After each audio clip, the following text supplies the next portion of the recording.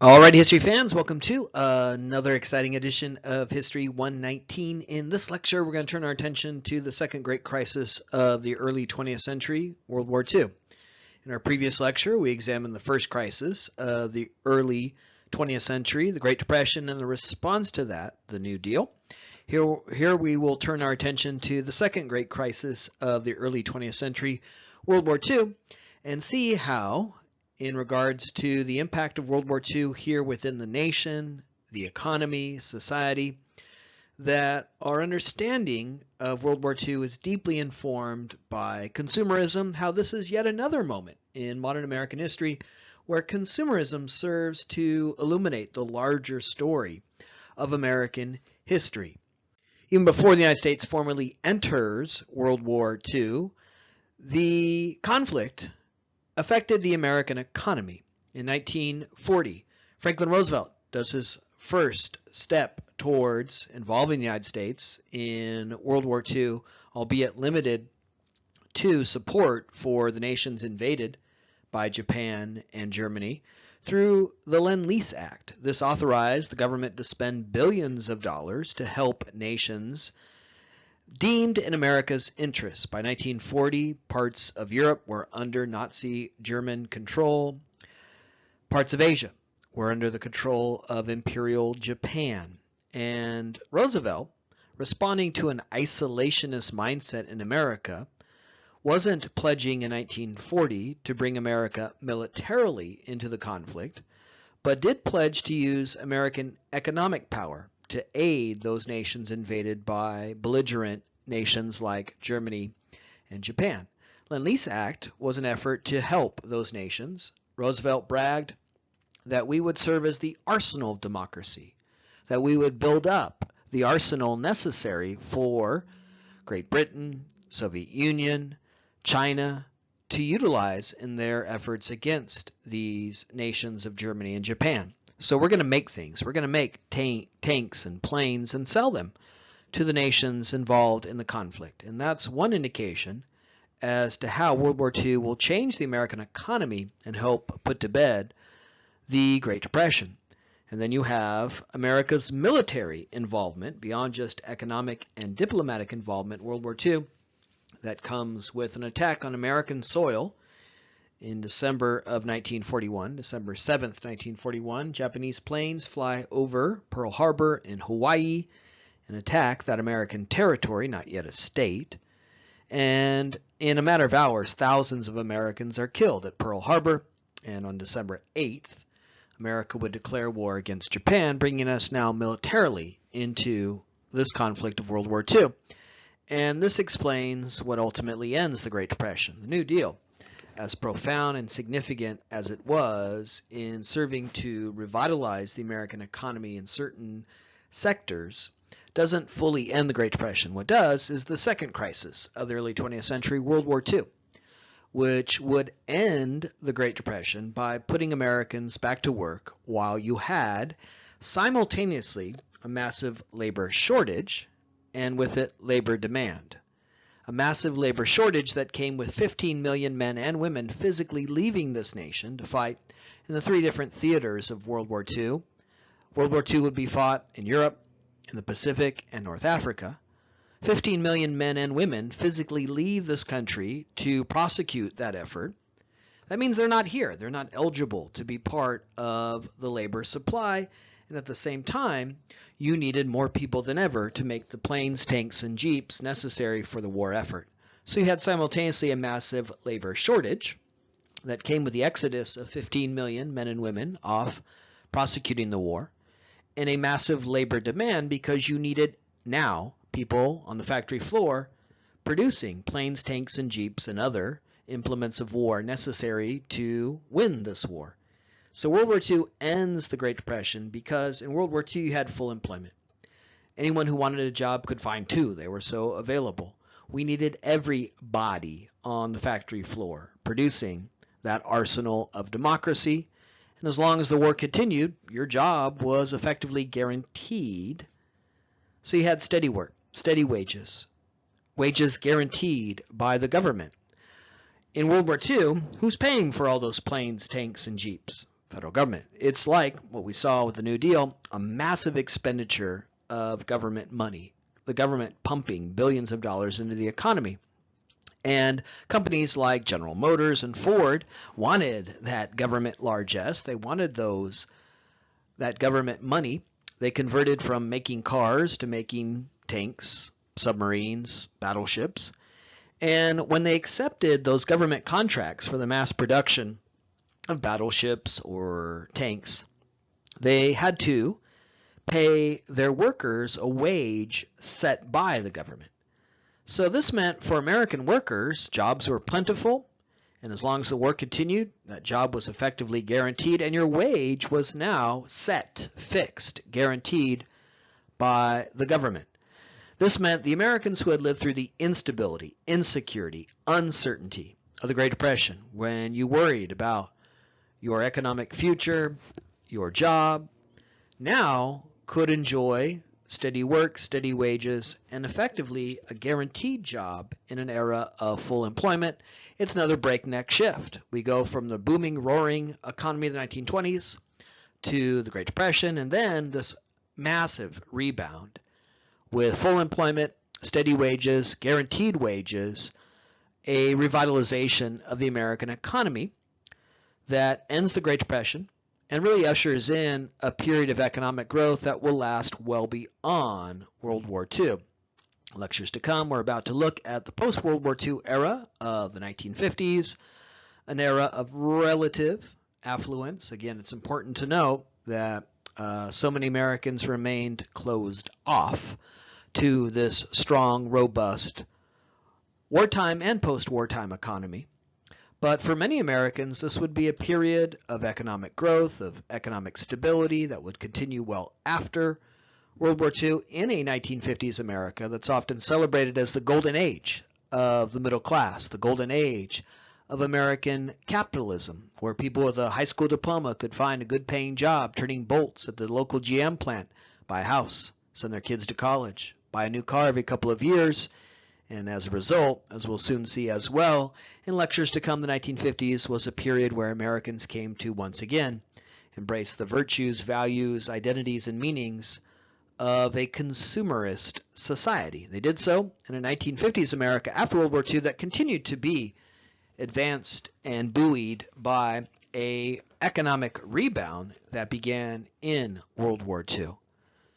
And so Americans who had lived through the ravages and deprivations of World War II, of the Great Depression, would now enjoy a very different economy during World War II, where jobs were available, where wages were set by the government, where as long as the war continued, we needed you on the factory floor to produce bombs, bullets, and boots for the war effort. After World War II, America would once again benefit from the way in which the rest of the world had been ravaged by now a second global war in the first half of the 20th century. America would benefit from many of the efforts, first in the New Deal and World War II, to shore up the economy.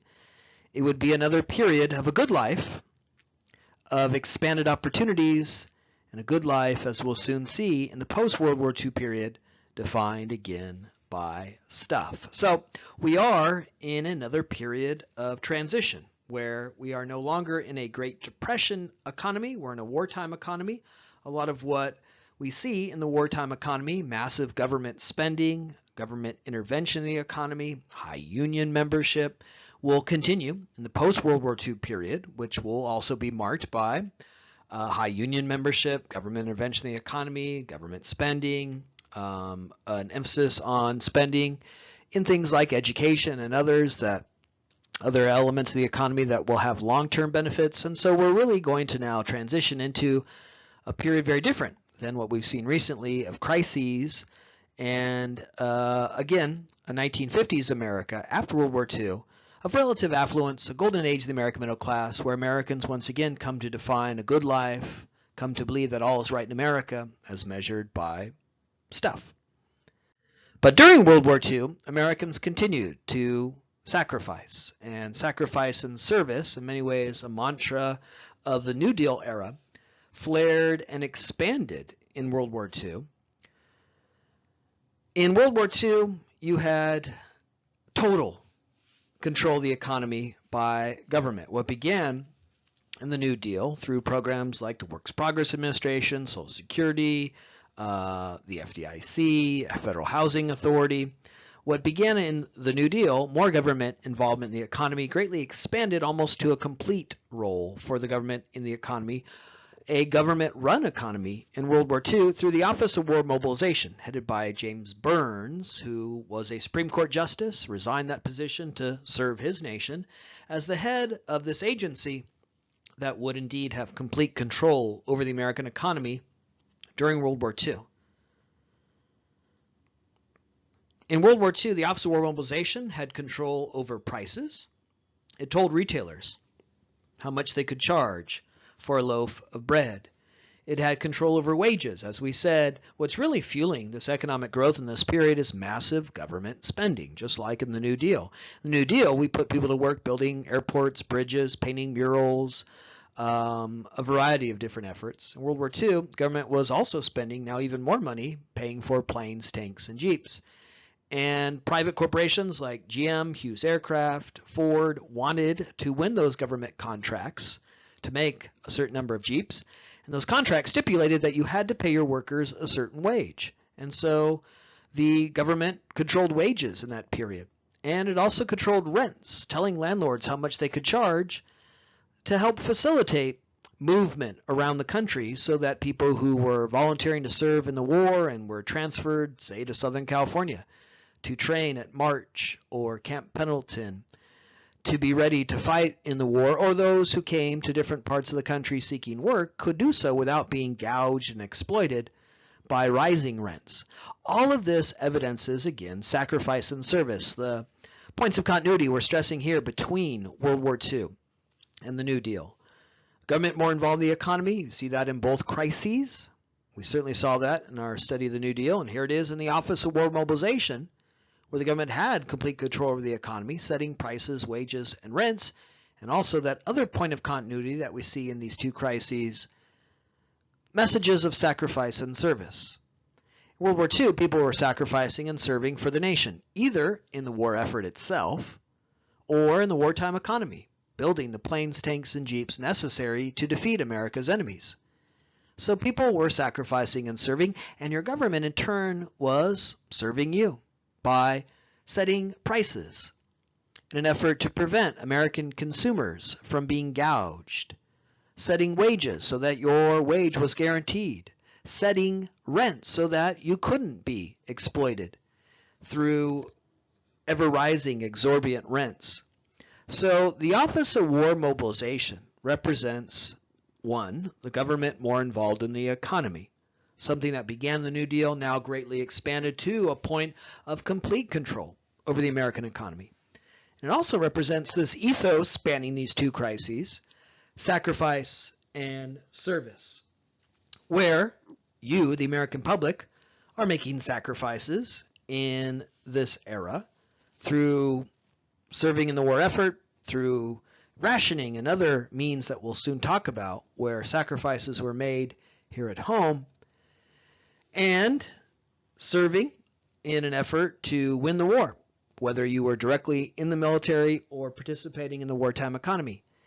And the government, in turn, served you by protecting you from runaway inflation, setting prices, by guaranteeing your wage, and by protecting you from runaway rents. The net result of this was a very stable economy where people could find work, where they weren't being gouged and exploited in the prices they paid at the grocery store or in the checks they wrote to their landlord in rent. And as a result, people could save money.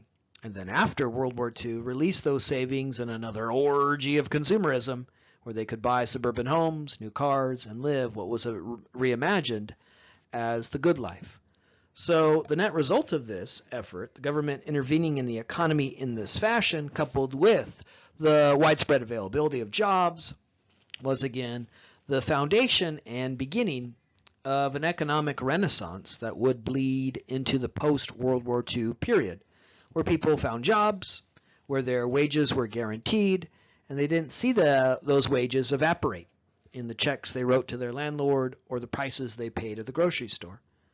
Another way in which the Office of War Mobilization represents government involvement in the economy and messages of sacrifice and service is through its efforts to tax certain luxuries and amusements, in effect discouraging Americans from engaging in those forms of consumerism.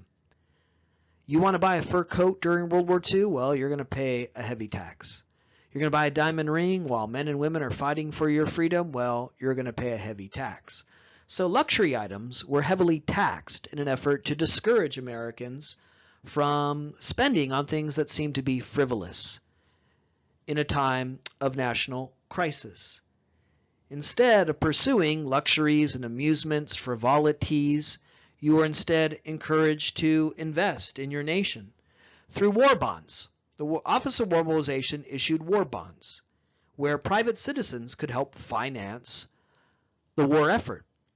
You are benefiting here from not only freedoms and opportunities that America offered to many of its citizens, freedoms that seem to be imperiled and at stake in World War II, but you're also benefiting from this wartime economy. You're enjoying, again, steady work, steady wages, and you could reciprocate by investing in the war effort, putting the proceeds of that wartime economy behind the war effort through the purchase of war bonds. In World War II, American private citizens who were enjoying high wages and protection from runaway rents and inflation could take their money and use it to help fund the war effort. You bought a war bond from the government. The government took the money it received from selling you that bond and used it to pay for planes, tanks, jeeps, bandages, rifles, parachutes, all the things necessary. So this really represents, again, a sense of collective sacrifice, a collective service. We're all in this together, and we all must be part of the solution. You, the private citizen, benefiting here at home from the sacrifices made by soldiers, airmen, Marines, sailors, could in turn serve that effort by funding it through war bonds. You, benefiting from a robust wartime economy, can take those proceeds and use them to help fund the war effort. So you bought a war bond rather than buying a fur coat or engaging in other amusements and frivolities. War bonds were savings programs. You bought the war bond, the government took that money and used it to fund the war effort, and then after the war, you could redeem your bond, get your money back with interest, money that you would later use after World War II to engage in the post-war economic boom fueled by consumerism. You could use that money to buy a new car, or at least put a down payment on a car, buy a TV, live a good life, reimagined and seen once again as accessible in the post-World War II period. So there's a lot here in the story of war bonds, in the story of the Office of War Mobilization, taxing certain luxuries. It certainly represents the government involved in the economy, even more so than in the New Deal era. One of the 2 points of continuity we're stressing here in regards to the response of these crises. But it also very much represents this idea of collective sacrifice, collective service. We're all in this together. You may not be in the Pacific theater fighting the Japanese. You may not be in the European theater fighting against the Germans, but you could sacrifice and serve here at home in a way that secured victory. We saw throughout our study of the New Deal how movies tell us a lot about the wider mood and temperament of America during that crisis. Film, movies are themselves forms of consumerism. You buy a ticket to go and watch a movie. But movies are more than just demonstrative of consumer culture in that they are commodities sold to the American people. They're also, in many ways, historical artifacts that tell us a lot about how that appeal to the consumer was expressed. Mr. Smith Goes to Washington, Gone with the Wind, and Wizard of Oz. Windows into the psyche and sentiment of America in the late New Deal era. World War II, Hollywood movies cranked out patriotic crusades, trying to build, again, a sense of collective resolve through the trials and difficulties of World War II. So again, cinema here is a consumer good, a consumer commodity, but also a cultural barometer that represents the broader culture surrounding that particular consumer good. Frank Capra, who we talked about in our lecture on Depression-era New Deal consumer culture, made films like Mr. Smith Goes to Washington before World War II, but during World War II he was in the war itself in the theater as part of an effort to film a series of movies called Why We Fight, which would later be beamed across screens in the United States in an effort to buoy, resolve, confidence, patriotism, and communicate that idea of why we fight that would connect Americans together. We're all in this together. We must now be part of an effort to defeat America's enemies around the globe. So again, movies are key artifacts of our consumer culture that reveal, again, the larger contours of that culture. The image you have here is one of the many posters created by the U.S. government in World War II designed to also communicate notions of collective resolve, collective efforts. Many of these posters were about consumerism. One famous poster from World War II encouraged carpooling as an effort to save gas that was rationed and needed for fueling the war effort, literally fueling the war effort. And that poster said, if you ride alone, meaning you're not carpooling, you're driving alone in an automobile, if you ride alone, you ride with Hitler. Meaning that if you're not carpooling, if you're not sharing your car, you're helping Hitler win the war. Another poster is the one you see here that trumpeted victory gardens. Victory gardens were community gardens in World War II where vacant lots all over the country were turned into these volunteer efforts, community gardens staffed by volunteers who would plant seeds, tend to crops, and harvest fruits and vegetables to augment, expand the limited food supply. In World War II, we were sending food around the globe to feed an army, a navy involved in prosecuting the war. So food was scarce. Food was limited, particularly things like fresh fruits and vegetables. To expand that limited food supply, you could sacrifice and serve your nation by planting a victory garden, by volunteering your time. Most of the people who were involved in this effort were women. Women who did work during World War II, who are right there on the factory floor. If you're familiar with the image of Rosie the Riveter, that is extremely historically accurate. Women worked in World War II right on the factory floor, alongside men, helping to build planes, tanks, and jeeps. There was a nationwide child care system in World War II that allowed women to work.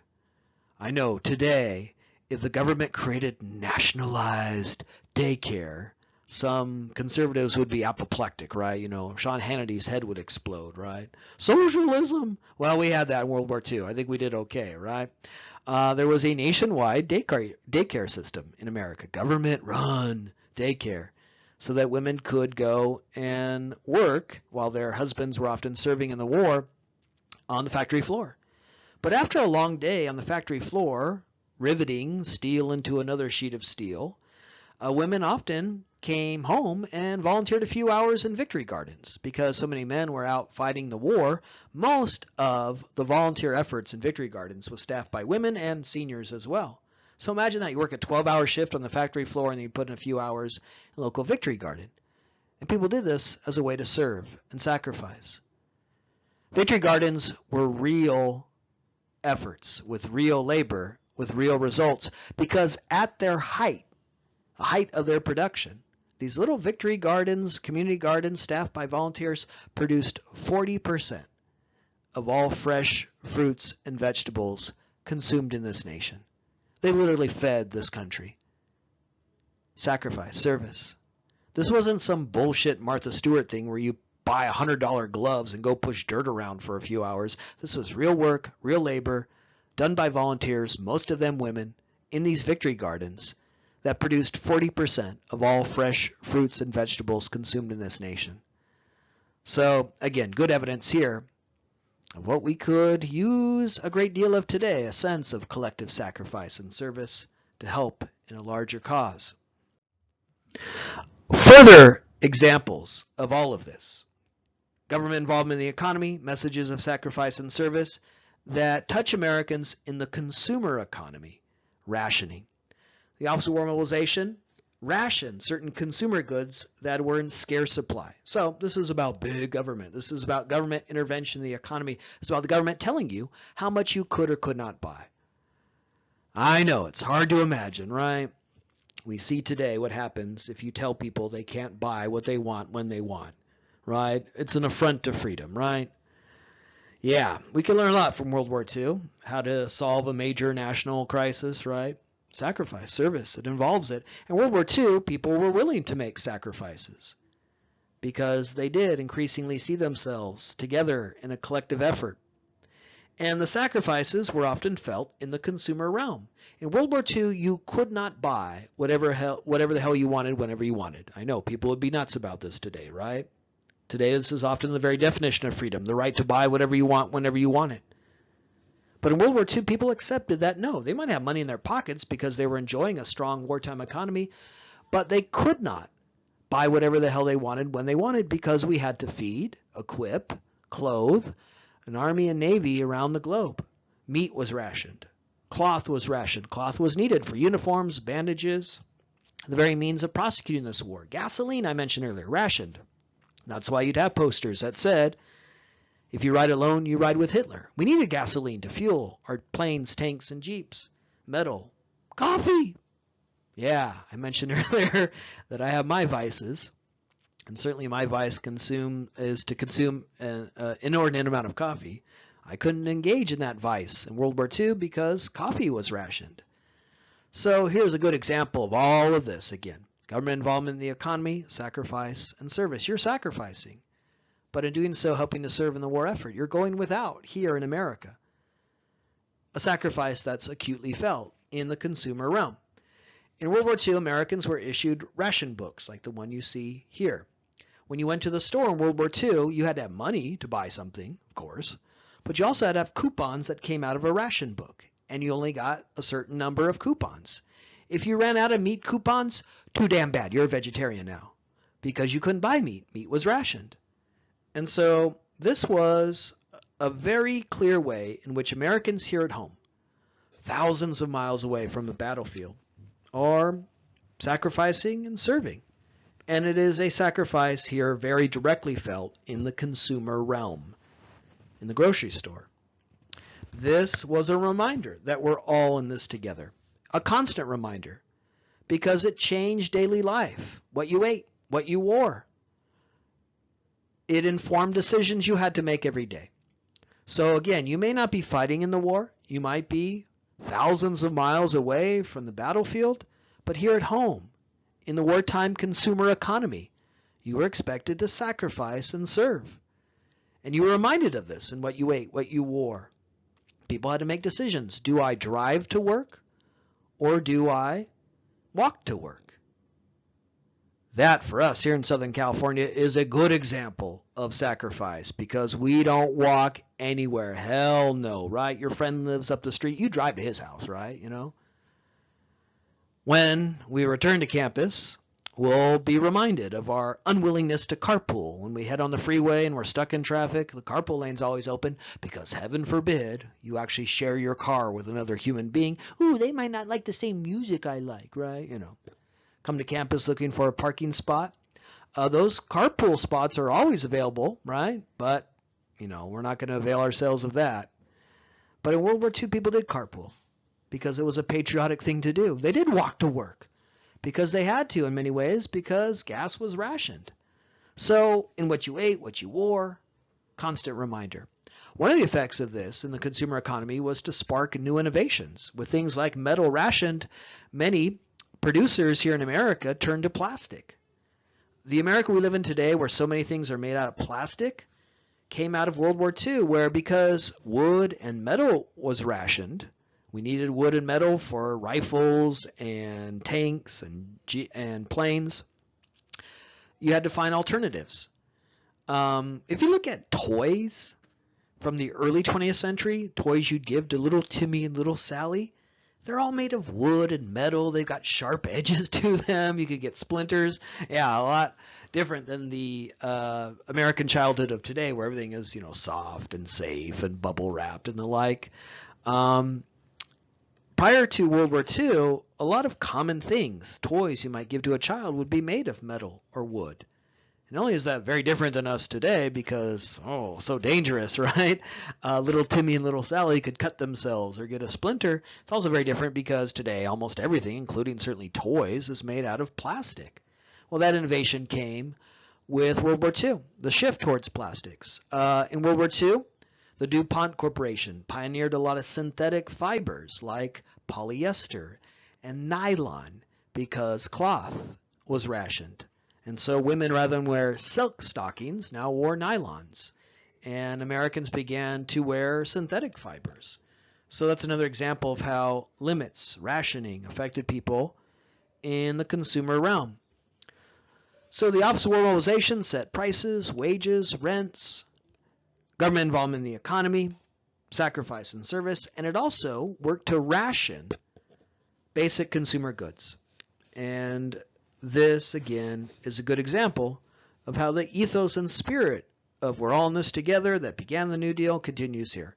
This ethos and spirit of collective sacrifice and service bound Americans together and urged Americans to see themselves as part of now a collective effort against the foes of the United States, Germany, and Japan. The Great Depression, we were fighting that foe, the worst economic disaster in our history. World War II, we're now fighting Germany, Japan, who are seen as a threat to democracy and freedom. And you could do your part here through sacrifice and service, a sacrifice and service in the consumer realm. So again, when we look at World War II, this major event in American history, it has so much to do with consumerism. When you look at the consumer economy of World War II, the larger story of World War II and its overall message of a fight for freedom and democracy, and one that necessitates sacrifice and service, becomes very visible. And there's a lot here. The government is now, in this moment, recognizing that we have to make sacrifices and working diligently to enforce that, sometimes in a coercive, compulsory way like rationing, and in a sort of boosterism sort of way with posters and an overall public campaign along those lines. Celebrities, filmmakers are working, again, to build a sense of a collective effort. We're all in this together. We all must be part of the solution.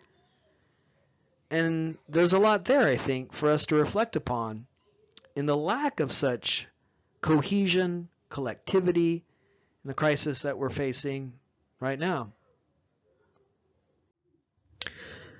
In 1941, before the attack on Pearl Harbor, months before, Franklin Roosevelt gave his State of the Union address. And at that time, he was trying to rally the American people into an effort to confront Germany and Japan. Roosevelt had been elected to a third term, first time and only time that's ever happened in American history.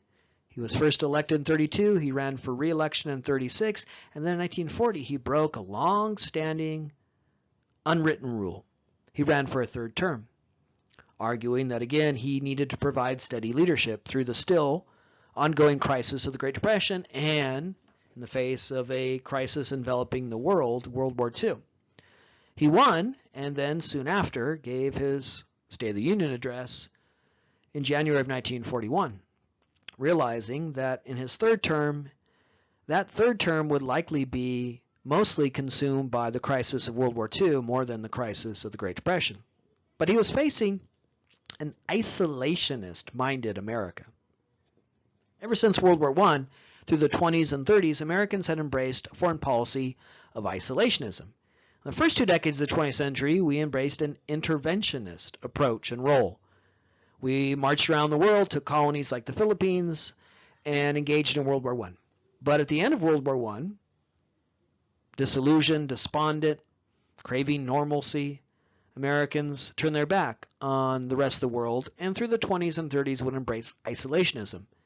In January of 1941, having been elected to his third term, Roosevelt gave this State of the Union address in a way that he hoped would break down isolationism and urge Americans to see the role that they could play around the globe if they now intervened against the threat of Germany and Japan, a role that he believed would see America fight for 4 freedoms that all human beings should be guaranteed. So this speech, given in January of 1941, designed by Roosevelt to rally the American people, urge them to shake off the slumber of isolationism and steady themselves to confront the threats to freedom around the globe posed by Nazi Germany and Japan, became known as his 4 Freedoms speech, and it has been commemorated as such going forward. There's a park in New York City dedicated to this idea of 4 freedoms. We will next year hopefully celebrate the 80th anniversary of this idea of 4 freedoms that all human beings should be guaranteed. 4 freedoms were freedom of speech, freedom of worship, freedom from fear, and freedom from want. And it is the last of those 4 freedoms I want to focus on here because it has the most meaning and significance to consumerism and consumer culture. 4 freedoms are, again, freedom of speech, freedom of worship. Those first 2 come right out of the First Amendment. Freedom of speech, freedom of religion. The third was freedom from fear, which was a potent idea when so many human beings around the globe were fearful for their very lives, with a globe, a world engulfed by war. So many nations had been invaded by Germany, Japan, and their allies. So many nations had been bombed, so many lives had been taken. Freedom from fear, the third of the 4 freedoms, potent in that way. But it is the 4th freedom, freedom from want, that we focus on here because it has a lot to do with this lecture and lectures to come in regards to consumerism and a vision of abundance, good life, measured through consumerism. Freedom from want, the 4th of these 4 freedoms that we focus on here now, doesn't mean want in the sense of desire, wanting something. It means want in its other meaning as going without, going wanting, being deprived.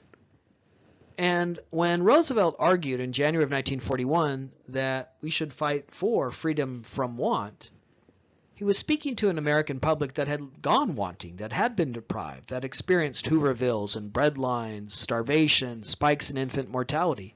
It wasn't an abstract concept. It was very real. And Roosevelt was arguing in the speech where he said, we have a chance to fight for 4 freedoms that all human beings should be guaranteed, that all people should be free from want. It in many ways is an extension, an outgrowth of the New Deal, where he was arguing for a minimum standard of living, a safety net no one should fall below, where he advocated for jobs programs, Social Security, various forms of assistance. Now it seemed like he was extrapolating that on a global scale. Americans interpreted this idea of freedom from want because it was so ambiguous it could mean different things, and they interpreted it in many ways as, indeed, a chance to create a new economy of abundance and with it freedom for all, one that would make the Great Depression the last moment in our lives where people did go wanting. The 4 freedoms, including freedom from want, were literally sold to the American people. They themselves were commodities. Of course, Roosevelt's speech in January of 1941 was selling this idea of interventionism to an isolationist-minded American public. So he was sort of selling a call to arms. But in an even more tangible way, this idea was sold to the American public. The acclaimed American painter Norman Rockwell painted 4 posters that corresponded to the 4 freedoms, and during World War II they were literally sold to the American people as a way of generating revenue for the war effort, much like war bonds. You can Google this and see these 4 images. They are iconic, and you've probably seen them already, just didn't know them because they were detached from their origin. The poster that Rockwell painted for freedom of speech was a man standing up at a town hall speaking his mind, able to do so in a free nation. The image of freedom of worship was an image of people quietly praying in a church. The image of freedom from fear was an image of a couple, a man and wife, tucking their children into bed, knowing their children were safe. And the image for freedom from want is probably the one you've most likely seen because it appears almost every Thanksgiving season. You see it in interstitials and a local TV broadcast. Channel 9 wishes you a happy Thanksgiving. It's an image of grandma putting a big old turkey on the table. An image of abundance. That's freedom from want, not going without. So I guarantee you've probably seen the Norman Rockwell painting that represented this 4th of the 4 freedoms, freedom from want. An image of grandma putting a big old turkey on the table, abundance, no one going without, freedom from want. So Norman Rockwell painted those images and then they were sold.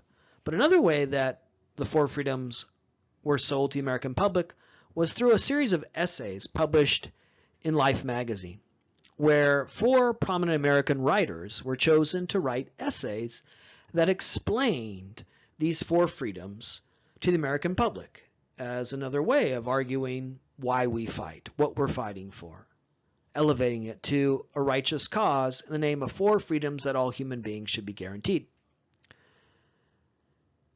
Chosen to write the essay that explained freedom from want, which was arguably the most ambiguous of these 4 freedoms, why it could be so elastic in its interpretation. Americans knew what freedom of speech and freedom of religion or freedom of worship meant. That was, again, part of our origins in the First Amendment.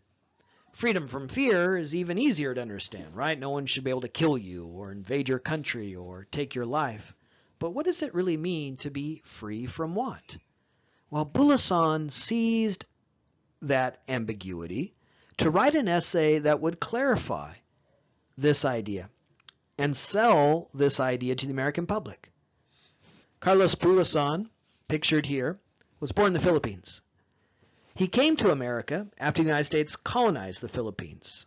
While he was in the Philippines as a young man, American colonizers arrived with that idea of, again, uplift, an effort of benevolent assimilation for our little brown brothers. He recounts in a book that in many ways serves as his autobiography, America's in the Heart, Nasa Puso ang Amerika in Tagalog, his education from a white, English-speaking American teacher. So he lived through that whole experience that we talked about in our lecture on the selling of American empire, the colonization of the Philippines. But then he came to the United States, as so many Filipinos did, as an immigrant. And he worked in a variety of different industries here on the West Coast. Canneries, farming. He lived in what is now recognized as historic Filipino town in Los Angeles. He also lived through race riots that broke out throughout California in the late 20s and early 30s, where Filipino men were targeted and killed in places like Exeter, in places like Watsonville, where the deadliest of race riots took place. And then Bulasson lived through the Great Depression here in California, where he faced racism, discrimination, starvation, all of this again captured in a book called America's in the Heart, which is a mainstay now of Asian American literature and really should be recognized as a great work of all of American literature. If you haven't read it, it's worth your time because it's really the testimony in many ways of one man who lived through these remarkable periods in American history. So Bulasson was born in the Philippines. He came as an immigrant. He suffered discrimination, racism, racialized violence, and he also suffered through the ravages of the Great Depression. But he emerged as a writer and not only published his magnum opus, America's in the Heart, but also was chosen to write the essay that would be published in Life magazine explaining freedom from want. And he seized this opportunity to clarify that idea by describing freedom from want as one in which all Americans would finally share the promises and fruits of American life. Bulosan writes in this essay, the middle class, the wealthy, they're going to be fine. They're going to emerge out of these crises restored and on a good educational and economic footing. But we will only be a nation free of want, in the vision articulated by President Roosevelt, if people who have never had anything, people who are on the margins of American society, they too get a chance at the good life. African Americans, immigrants, farmers, laborers, itinerant workers. Bulosan said, we will only be a nation free from want if everyone can enjoy the good life. So what Bulosan was doing was urging America to respond to this great crisis in our nation, seize this idea that yes, all people should be free from want, and really fulfill that in the most all-encompassing way, so that people who had long been neglected, maligned, people like him, immigrants, racial minorities, the poor, they too had a chance at the American dream. War is often a moment where we confront ourselves. It's often a moment through propaganda and other efforts we're told who we are as a nation. In World War II, we were told we're a nation fighting for freedom and democracy against the great enemies of those values. But what Bulosan was doing in this essay was saying war could define not only who we are, but what we have yet to become. A nation where all enjoy the good life. I've been stressing in these lectures so far in the class forces that include some in a vision of the good life defined in modern American history through consumerism, coupled simultaneously with forces of exclusion. In our recent lectures in the 1920s, we talked about the limits of prosperity and opportunity that were often found along racial lines. In our most recent lecture on the New Deal, I noted that the very relief programs designed to address misery and deprivation in America were written to still exclude people based on race. African Americans didn't receive Social Security benefits. Bulosan's essay is about that America, an America that insisted on denying opportunity, prosperity, freedom from want to people like him, people of color. And he held up a mirror to America and said, freedom from want? How about for everyone? A challenge. It's a key moment in certainly cultural debates, jousting, the arguments that we can see in regards to consumerism and who benefits, who deserves a good life. But it's also a larger debate about America itself and who we are as a nation, who really falls under the banner of we the people. This is a kind of poignant moment, I think, for us to think about that big theme of the class, how when you look at consumerism, in this case, an essay written by Carlos Bulosan about what freedom from want could mean, how when you look at this artifact and aspect of our consumer culture, a really larger question looms. Who are we as a nation? Who is an American? Who deserves the good life? So in World War II, during this phase of such debate, you have the hope expressed here by Bulosan that finally we could extend those fruits and opportunities to all. World War II saw a great shift in the American economy. It's what ends the Great Depression. It put people to work now in ways well beyond what we see in the jobs programs of the New Deal. Full employment, steady work, steady wages. In the consumer economy, prices, rents were stabilized and set. Labor unions who enjoyed great assistance and support in the New Deal saw that even more so in World War II. In World War II, again, you needed everybody on the factory floor.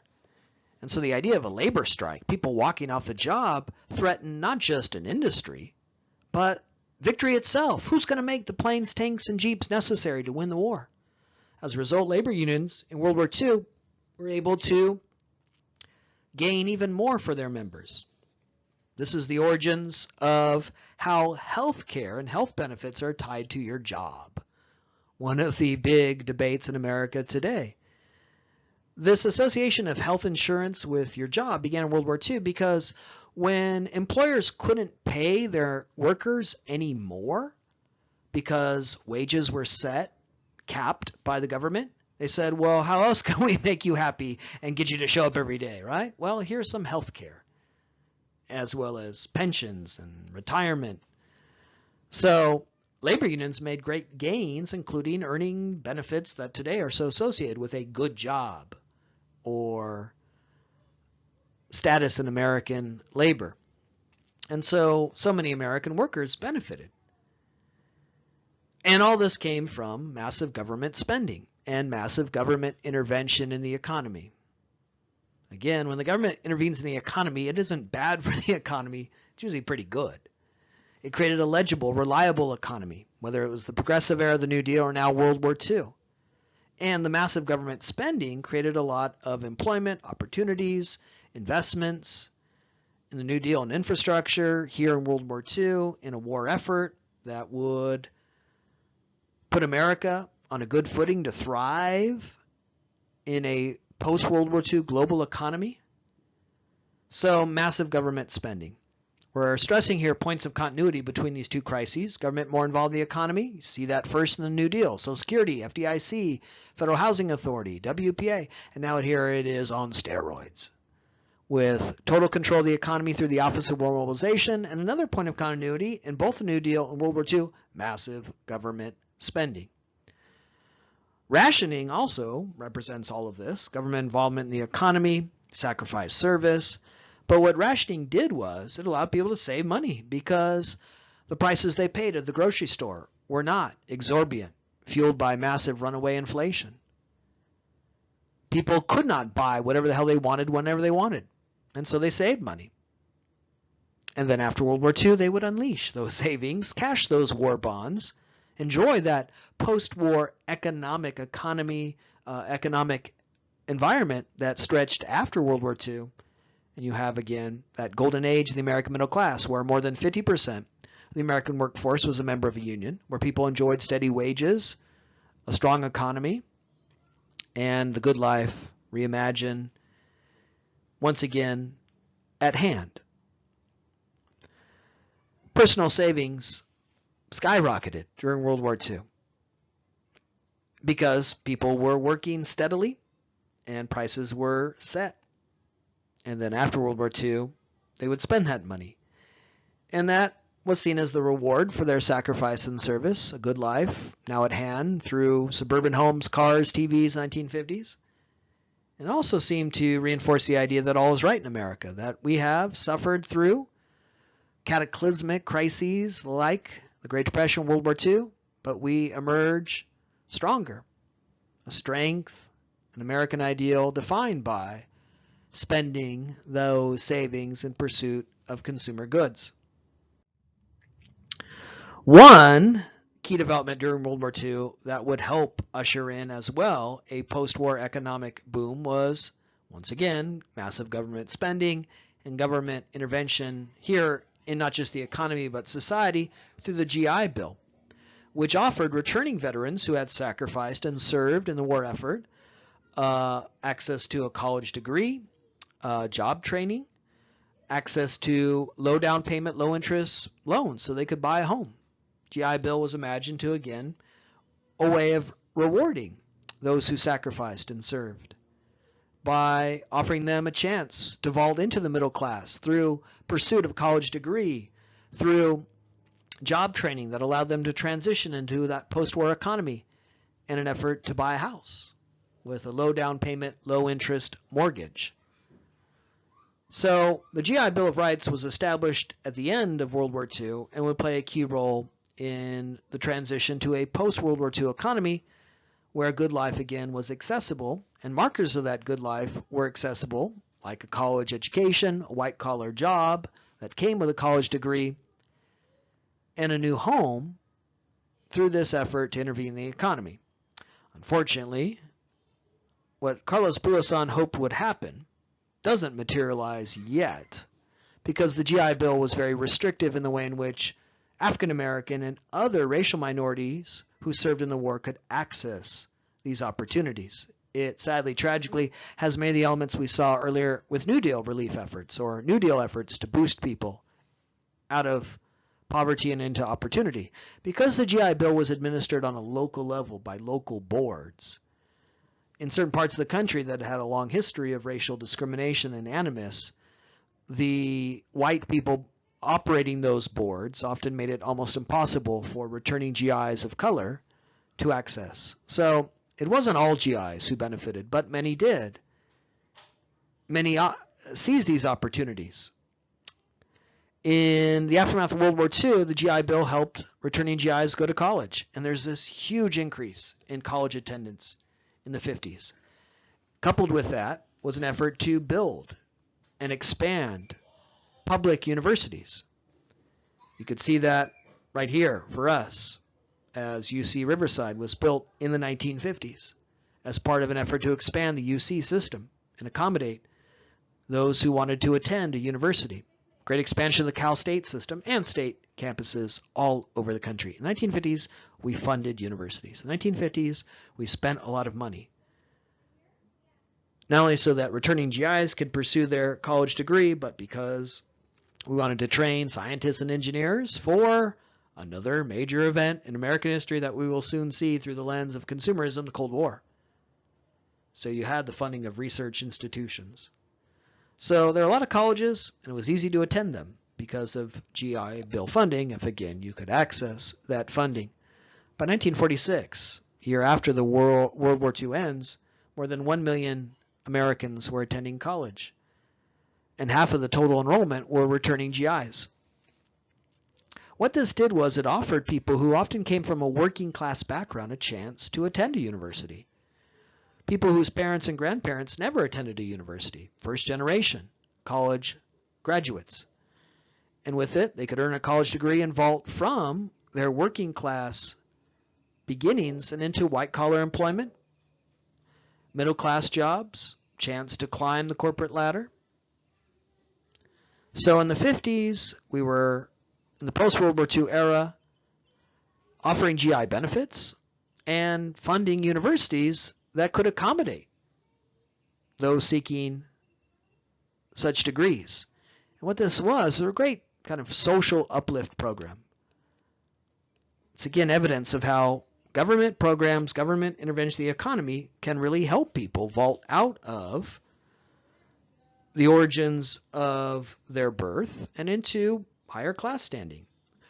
All this again comes with a caveat. Who didn't get access to the GI Bill? Women, because they couldn't serve in the military.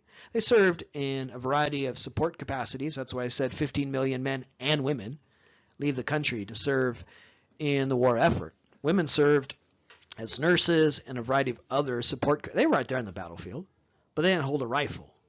They couldn't actually enlist in the armed forces. So women sacrificed and served in World War II, both here at home, in victory gardens and on the factory floor, but also on the battlefield. But they were ineligible for GI rights. They didn't get this chance. And in fact, as we'll talk about soon, after World War II, women were discouraged from pursuing a career and college degree. Also, who didn't get GI Bill rights? Well, again, a lot of GIs that did serve.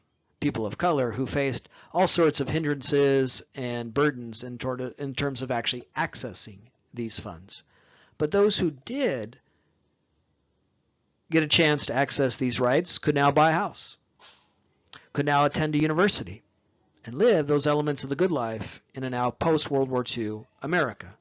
A college degree gave you a chance to, in many ways, vault from your working class origins into white-collar employment, work in advertising, work in technological industries, in a Cold War era where there was a lot of funding of such things, engineering, computer science, different technologies that were seen as valuable in the then conflict with the Soviet Union. This meant people from humble beginnings could find steady work in white-collar jobs, vault into the middle class, and enjoy an American dream. So we'll soon talk about the post-World War II period was another phase, another spasm, a much deeper and sustained spasm of suburbanization. What began in the 1920s and then was halted by the Great Depression will return, people leaving urban areas and moving out to the suburbs. So the GI Bill not only offered a chance at a college degree, it also offered low down payment, low interest loans for mortgages. But this too, of course, has an exclusionary element to it because a lot of those mortgages continued to be backed by the Federal Housing Authority, and it refused to back mortgages to racial minorities. A lot of suburban developments had racial covenants that forbid racial minorities from buying into them. You have the phenomenon, which we'll soon talk about, of white flight, where whites are fleeing urban areas and moving to the suburbs and creating these homogenous communities, refusing to live side by side with African Americans and other racial minorities, and foreclosing the opportunity for African Americans and other racial minorities to move into these communities and enjoy the greater wealth that comes from homeownership. So, sadly, tragically, as we've seen throughout this class and will continue to see, and as we acutely feel in an America still scarred and influenced by these developments, a good life was increasingly at hand through the GI Bill, but it was a good life limited along racial and gender lines. With the GI Bill came, again, another iteration of sacrifice and service. With it came the idea that you sacrificed and served in the war effort and deserve a chance to pursue a college degree, pursue a house in the suburbs, live the American dream as a reward for your sacrifices. It seemed to reinforce the idea that America was a place of freedom and opportunity. But so many who did serve in the war were denied those promises, and that will also set up a key development after World War II that, again, will measure through consumerism, the modern civil rights movement, whereas we'll see people who are denied home ownership in the 40s and 50s will demand that opportunity to live the good life in that development of post-World War II America, the modern civil rights movement. So a lot of what we're talking about here presages where we're going in lectures to come, where we'll talk about cardinal central developments after World War II in American history that, again, are best accessed and made visible through consumerism. You heard it a lot in the background of this lecture: Cold War, civil rights, even feminism. So in lectures to come, as we will soon examine post-World War II America, the second half of the 20th century, we'll again see how the big events of that period all come back to consumerism. But let's just recapitulate what we've learned here, because now we've completed two crucial lectures that, I don't know, might come back to haunt you on a midterm exam coming soon, where we've examined the two crises of the early 20th century. First, the Great Depression and the response to that, the New Deal, and here in this lecture, World War II. And in both of these crises, you see some points of continuity, some developments that span both crises. Government more involved in the economy, and messages of sacrifice, service, and community. In both instances, the government involvement in the economy focused on consumerism. In the New Deal, Social Security, FDIC, Federal Housing Authority, WPA, CCC, they were all consumerist in their approach. Put money in people's pockets, allow them to spend, encourage people to borrow money, buy things. World War II, Office of War Mobilization, rationing, war bonds, victory gardens. So much of, again, the government intervention concerned consumerism. At the end of the second crisis, you had the beginnings of what will be an era of relative affluence after World War II, where, again, more and more Americans have access to a good life in a post-war economy, in an America where people were now free to pursue the fruits of victory against these two foes, the Great Depression, World War II, and enjoy a good life reimagined after sacrifice and service. So we are at a pivot point in the class where we are about to vault into post-World War II America and engage with the key developments of the late 20th century: Cold War, civil rights, feminism, social change, the counterculture, And we'll see how all those things you might associate with the 50s, 60s, 70s, and 80s are so inflected and informed by consumerism. But we can also look back on where we are and see how through the developments of recent lectures here in the 30s and 40s, the New Deal and World War II, America has survived these two crises and is really at a position to vault into a post-World War II period where the good life seems to be once again at hand, where the American dream, which was challenged by these crises, seemed to be once again secured, accessible. In 1944, towards the end of World War II, an ad for appliances produced by the Kelvinator Corporation, no longer around, but a mainstay of mid-century American life, a producer of a variety of appliances and consumer goods. That Kelvinator ad of 1944 showed a paratrooper landing behind enemy lines. And of course, the main thing on his mind as he's about to land behind enemy lines and face a hostile enemy was the American dream. Paratrooper landing behind enemy lines says to us, the reader of this magazine, thumbing through, looking at this ad, after America had lived through these great crises in 1944, anticipating hopefully a victory to be had soon, that paratrooper says to us, we have so many things here in America that belong to a free people. Warm, comfortable homes, automobiles, radios by the millions, things made by the Kelvinator Corporation like radios.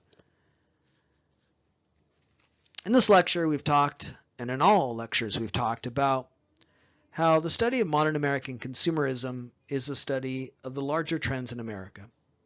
And we've talked about how those larger trends are often centered on debates regarding questions like, who are we as a nation? Think about the lectures we've heard so far, where whether it is a period where America's marching around the globe, taking colonies, whether it is a period of great crisis like the Great Depression, we have seen how Americans are told, this is what your nation is. We're a beacon of freedom. We're a beacon of opportunity. We're a nation dedicated to ideals. So this question of who we are as a nation is an enduring point of debate, and one that again is often articulated and expressed in consumerism. Seen debates about who is an American, most vividly here in this lecture in the arguments of Bulasan, but also, tragically, in the evidence we've marshaled here about those who remained denied relief and opportunities of the American dream. But one other debate that is a mainstay of American life and American history, and one that again we can often see most vividly in regards to consumerism, is this question of what does it mean to be free? America likes to imagine itself as a beacon of freedom. We like to see freedom as an American virtue and value. We like to think of our very character, our nation, in relation to that concept of freedom. Well, what you see in this ad is an articulation of freedom expressed in homes, automobiles, and radios. Things that belong to a free people. How do you know you're a free person? Well, you got a warm, comfortable home, an automobile, a radio. One of the big themes of this class is that we come to understand who we are as a nation, who is an American, and what it means to be free in relation to stuff. This ad from 1944 demonstrates that debate within, then, the crisis of World War II. But as we go forward after World War II, that idea of a freedom informed by things, materialism, will remain with us in our studies to come.